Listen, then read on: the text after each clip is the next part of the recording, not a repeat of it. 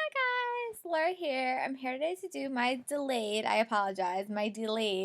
top 10 books of 2015. It's actually going to be 9 books and 1 audiobook. These are in really no particular order, but I will say if a book was my all-time favorite.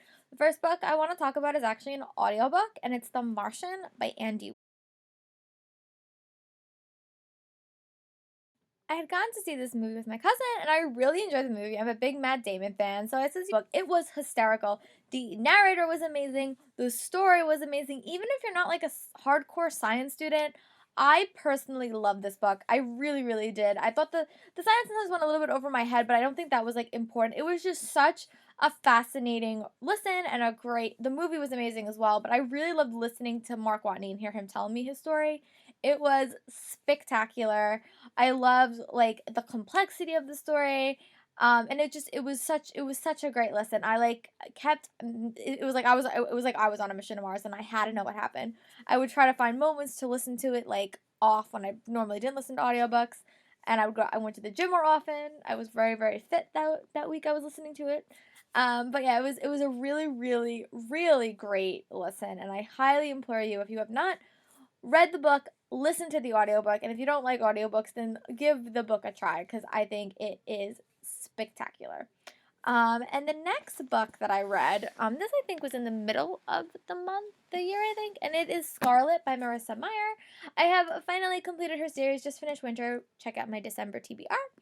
And my review that I'm going to do about it. But this book stays my favorite of the series. I really, really love Scarlet. I also really, really like Cress.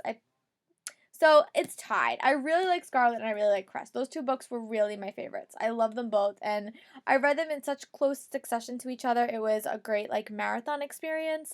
But I just love the character. I loved how the world was developed. I loved how you met a new character, but Cinder still really was the focus. Was great, and I also really really really really like Crest. So maybe it's 10 books if I count Scarlet and Crest. And the ending of the series was amazing when it was just as good as well. But I completed that in 2016. And then the next book that I really enjoyed this month was Magnus Chase and the Gods of Asgard. This is his first book in his Norse mythology series. I really, really love this book. Rick Riordan is so great at like his witty and his humor and also incorporating real life myths facts in his stories, and I really, really love this book. Loved meeting Magnus and loved meeting all the other characters. There was even a Percy Jackson tie-in, which I was so impressed by. So yeah, this was a great book, and I implore you, if you have not checked out the series, to do so. And the next book I read, I read this in October, I think, and it is Don't Look Back by Jennifer L. Armentrout. This is the first book that I read by Jennifer L. Armentrout, but I was so impressed by it. It was like a contemporary novel about this girl named Sam who had been missing for about, I think, a day and a half or something. I don't really remember, but I remember she went missing and she was found and she had no memory of her life. Nothing. Not a clue. But when she went missing, her best friend also went missing. And she starts to try to put the pieces of the puzzle back to like who she was and what happened, but she starts to learn some very, very disturbing things about the person that she was.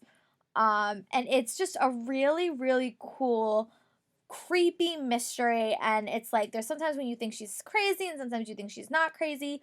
But it was a super fast paced read. I think I read this book in like 2 days. It was right around Halloween that I read it, and I was so impressed by it. So I must read the Lux series by Jennifer L. Armentrout this year, and also her Covenant series. Check out my top 10 series that I must complete in 2016. That will be coming out tonight or tomorrow. But yeah, so it was a super great read, such a fast paced read. I got it for like $1.99 on my Kindle, and I was so happy that I did. So Jennifer Armentrout, you are awesome. And then the next book that I read was a pre-order release. If you pre-ordered Nowhere to Run, you got a free ebook of Chasing the Impossible, which is Logan and Abby's Limit series by Katie McGarry. When I heard that they were coming out with a Logan and Abby story, I had to get it. Before this, I was My favorite book in that series was probably Dare You To, which featured Ryan and Beth. I still really, really love that book, but this book was incredible and amazing. I know that it's coming out as an ebook, so people can buy it now in the spring, I think. But if you like these characters even remotely, I recommend you get this book. It was incredible. I love Logan. I love Abby. I love their romance. I love how they got together. I love the complexity. It was just such a complex romance. I have my review. It's on my channel. I think I did it over the summer, so be sure to check it out. But this was an incredible, incredible read. Heart-wrenching, gut-wrenching, all of the above. If you like Katie McGarry, and you haven't read it yet, be sure you get this book when it comes out in the spring. You will not regret it. I was so happy to get it early, but it was amazing. Amazing, amazing, amazing. She is such a good writer, and I'm so excited for Walk the Edge, as I'll talk about in my 2016 preparation video, so be sure to check that out. The next book I read, which was actually the next two are Owl Crate books. Also, if you have not gotten an Owl Crate subscription, I know that they closed it, so I don't know when they're going to open again, but if you have not gotten Owl Crate, I highly recommend that you get it. This is The Night We Said Yes by Lauren Gibralti, and this is about Matt, Ella had a plan that they would be together, but then Matt moved away and Ella never really got her answers, and then Matt returns to town and they have this whole night where they do everything the night they said yes.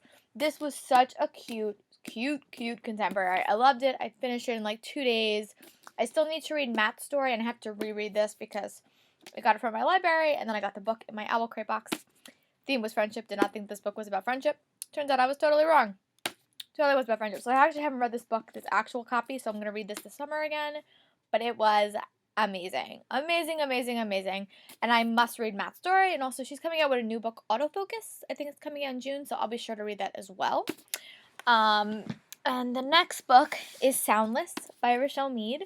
I got this in the November unboxing, and it was such a fast read. It's a mystery that's a fantasy book that's inspired by a Chinese myth legend, and it was just so fast paced, such a condensed story. I don't think it's very, very rare in the book industry now to find a solid standalone, and that's what this is.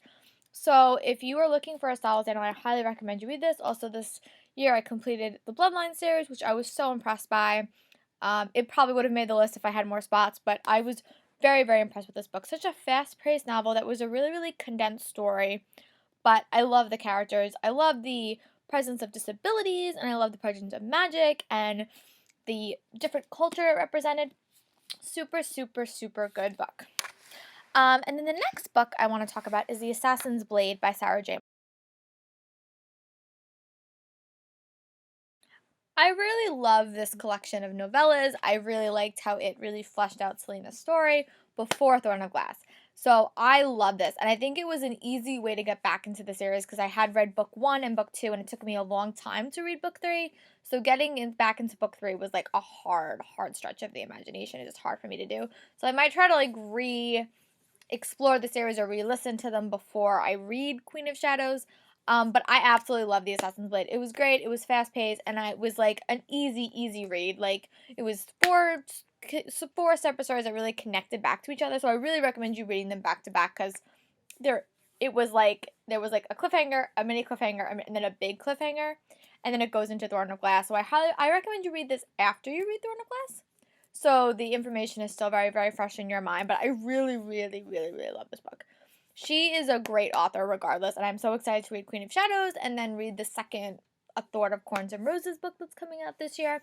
But it was funny, I actually got to see her on Monday. She wasn't signing, but she was there because she's friends with Alexandra Bracken and Susan Jenner. She was standing like right next to me, so it was great that I got to see her. I didn't get to ask for her autograph or anything, but it was great. So I'm very, very excited to see where the Thorn of Glass series goes. I still have Queen of Shadows left. Hopefully I'll get to read it soon. Hopefully, that's my plan. And then the last book of 2016 that I really enjoyed was Legacy of Kings by Eleanor. This book follows a young Alexandra the Great, and it is just a really, really fast-paced mystery. I really liked it. There was a lot of twists and turns I didn't see coming, and I'm so excited for the next book in the series because I think that it set a really, really good foundation, and now I must know what happens. I also highly recommend, if you're going to read this, to read the prequel novel. It's called Voice of Gods. It's free on your Kindle, so there's no reason not to read it. But I think it really, really set up the series in a very, very effective way. So I think you should read that before you read it. But this book is also written by a real-life historian, so a lot of like the stuff is accurate with a little bit of fantasy magic thrown in. Super, super great read. And I hope the next one comes out this year. I haven't heard anything about it, but I will keep you all posted. Those are just some of the highlights. I had a really, really good reading year in 2015, and I'll talk about that in my next video. But I had a great reading year, a great listening year. So these are just the highlights. If you guys have any questions, like, what was your favorite book in 2015? I think my favorite book was probably either Chasing the Impossible or Cress. I think that those might have been my favorite. I really, really enjoyed those books. But everything else was just very, very strong. So I hope you guys are having a great day, and hope you guys had a happy new year. I'll talk to you guys later.